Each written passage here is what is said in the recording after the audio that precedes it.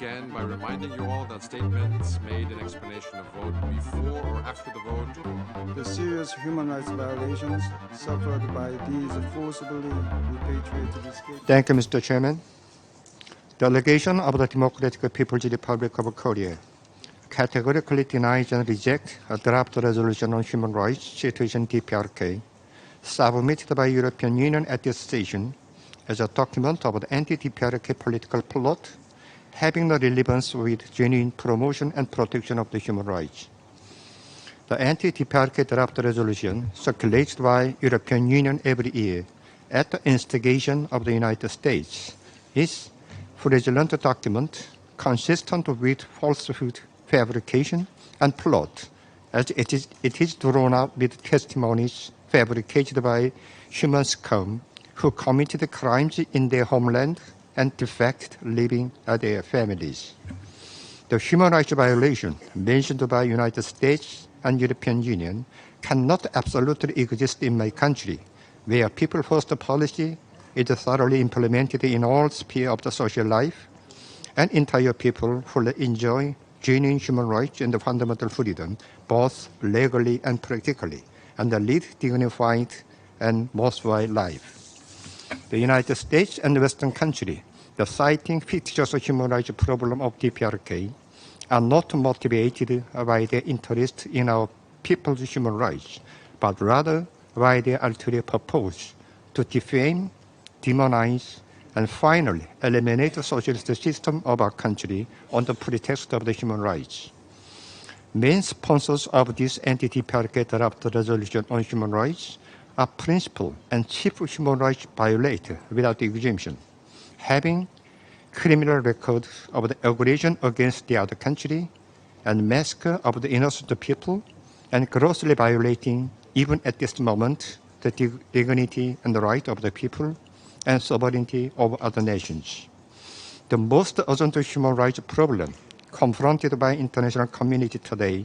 are all sorts of the human rights violation and social evils, including racism, racial discrimination, refugee crisis, violence against women and children,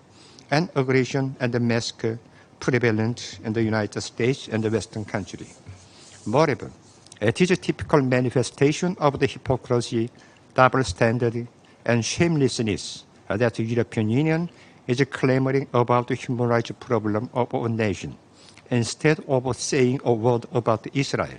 which has massacred a large number of the innocent civilians, including children, by indiscriminate military attack in Palestine, and the United States, which has connived it. The international community should increase its vigilance against some countries' attempt of abusing human rights issues as a political tool for achieving their ulterior objective, and abusing United Nations as a stage for interfering in internal affairs of sovereign states and overthrowing their social system. Mr. Chairman, it is most righteous requirement in full compliance with the purpose and principle of the UN Charter to maintain the principles of the objectivity and partiality, respect for sovereignty, and to oppose and reject politicization, selectivity, and double standard in all activities for promotion and protection of the human rights throughout the world.